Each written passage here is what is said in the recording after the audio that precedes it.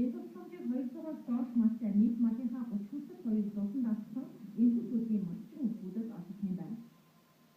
Нийтдээ харилцан модын дараа өдөр ихсэн нэмэлтээр байна. Тэгээд одоо цаг яваач юу вэ? Одоо хаврын авсрал тэгээ мод төлөх цагаа 5 сар ногоо одоо нийтээ 3-4 сарын өгсөн байна. Тэгээд бидний энэ одоо өдөр дараа өдөр ихсэн нэмэлттэй авсны тул одоо энэ сарыг даван гаргасан хаа гэж үзээд өгч. Өвлжих хавцыг хүндэлсний улмаас малын тоол болгонд хоригдоод байгаа малчин